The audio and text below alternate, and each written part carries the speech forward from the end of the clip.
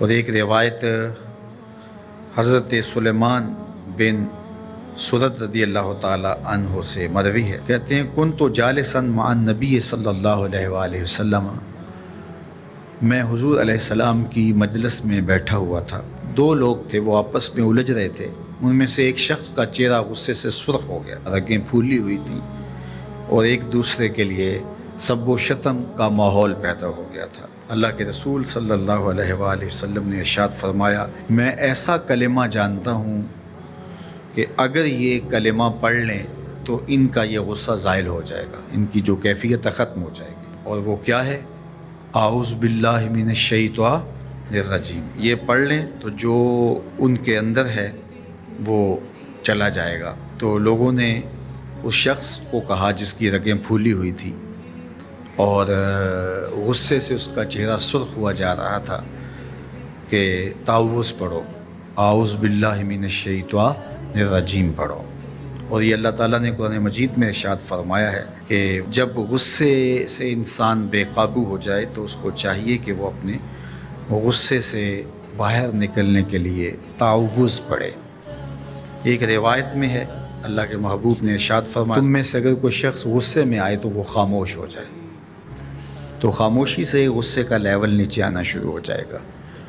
اور ایک روایت میں ارشاد فرمایا، جب تم میں سے کوئی شخص غصے میں ہو تو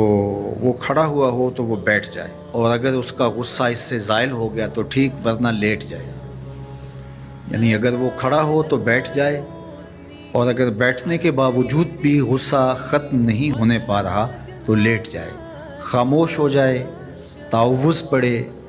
اور بیٹھ جائے یا پھر لیٹ جائے۔ تو یہ چار صورتیں غصے کو کم کر دیتی ہیں۔ تو غصے کو نافذ کرنے کی بجائے کوشش کرنی چاہیے کہ غصہ جو ہے وہ فروغ ہو جائے، چونکہ غصے میں انسان ایسے امور کر لیتا ہے کہ بعد میں اس کو سخت پچھتاوا ہوتا ہے۔ تو ایک شخص نے حضور سے کہا کہ حضور مجھے کوئی وصیت کیجئے۔ حضور نے اسے ارشاد فرمایا کہ تو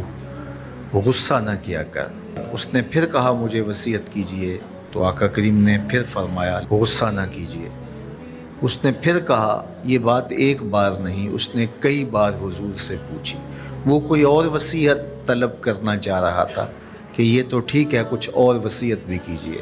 اس سے ایک تو اس شخص کی ذاتی صورتحال ایسی ہوگی، اور دوسری یہ ہے کہ اس نصیحت کی اہمیت کے پیش نظر کہ غصہ جب انسان کو آتا ہے تو وہ مغلوب ہو جاتا ہے اور بہت غلط فیصلے کر بیٹھتا ہے،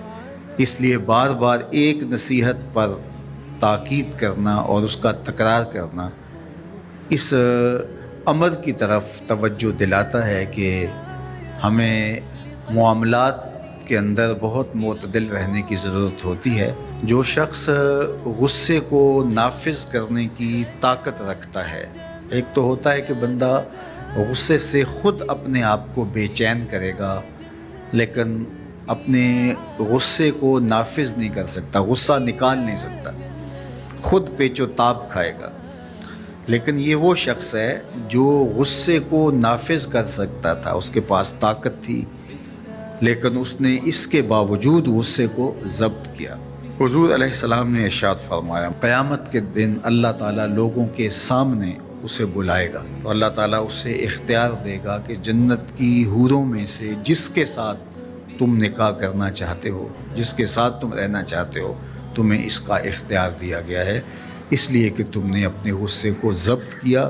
اس کو نافذ کرنے کی طاقت کے یہ بھی ہوتا ہے کہ کسی کو کسی عمل خیر کی توفیق ہو جاتی ہے تو وہ اس پر اللہ کا شکر کرنے کی بجائے دوسرے لوگوں کو جو فی الحال اس توفیق سے محروم ہیں حقارت کی نظر سے دیکھنا شروع کر دیتا ہے۔ بعض اوقات کسی کو نماز پڑھنے کی توفیق مل گئی تو وہ بے نمازیوں کو حقارت کی نظر سے دیکھنا شروع کر دیتا ہے، تو یہ اس کے عمل کا عجب اس کے عمل کو برباد کر دیتا ہے۔ اگر اللہ نے آپ کو خیر کی توفیق عطا کی تو آپ ان لوگوں کو خیر کی طرف لانے کی کوشش میں لگ جائیں جو خیر کی راہ پہ نہیں ہیں۔ بے نمازیوں کو نماز کا عادی بنانے کے لیے آپ کی جد و جہد شروع ہو جانی چاہیے کہ یہ خیر مجھے نصیب ہوا تو اس کو بھی نصیب ہو جائے، نہ یہ کہ آپ کسی کو حقارت کی نظر سے دیکھیں اور خود پسندی کے مرض میں مبتلا ہو جائیں کہ دیکھو میں نمازی ہوں اور میرے پاس یہ ہے اور فلاں کے پاس یہ نہیں ہے۔ تو اس پر اللہ کا شکر ادا ضرور کیجئے کہ اللہ نے مجھے توفیق عطا کی، لیکن کسی کو حقیر جاننے کی بجائے اس کو خیر کی راہ پہ لانے کی کوشش کریں۔ تو یہ آپ کے صالح اعمال کی قبولیت کا ذریعہ بن جائے گا، نہیں تو اگر ریا شامل ہو گئی تو عمل برباد، اگر تکبر آ گیا تو اللہ کو تو پسند ہی نہیں ہے، اگر عجب پیدا ہو گیا تو عمل کا نتیجہ آپ کو نصیب بھی نہیں ہو سکے گا۔ اس لیے عمل خالص ہو، صرف رضائے الہی کے لیے ہو، وہ عمل مرد نے کیا ہے یا عورت نے کیا ہے اس سے غرض نہیں ہے، شرط ہے کہ ایمان کے ساتھ اس نے صالح اعمال کا ذخیرہ جمع کیا ہے، تو اس کو اللہ تعالیٰ جل شانہ ستھری، پاکیزہ، مطمئن اور خوبصورت زندگی عطا کرتا۔ اب وہ خوبصورت زندگی حیات طیبہ کیا ہے؟ تو سنیے، حضرت سعید بن جبیر رضی اللہ تعالیٰ عنہ فرماتے ہیں کہ حیات طیبہ سے مراد الرزق الحلال ہے۔ اللہ جل شانہ جس کو پاکیزہ اور ستھری زندگی عطا کرتا ہے اس کو رزق حلال عطا کر دیتا ہے۔ حلال رزق کا نصیب ہو جانا ایک خوبصورت زندگی کا نصیب ہو جانا ہے، کیونکہ حلال میں طمانیت رکھی گئی ہے۔ ایک شخص جتنا بھی حرام رزق اکٹھا کر لے اس کو اس سے طمانیت باطن، سرور باطن نصیب نہیں ہو سکتا، اس کے اندر اطمینان اور قرار نہیں آ سکتا، کیونکہ حرام میں یہ ہے ہی نہیں۔ تو حلال تھوڑا بھی مل جائے لیکن ہو حلال تو وہ باطن کی طمانیت کا سبب ہے، اندر کی روشنی کا ذریعہ ہے، اور ایک سرشار، مطمئن، خوبصورت اور خوشگوار زندگی کی ضمانت ہوتی ہے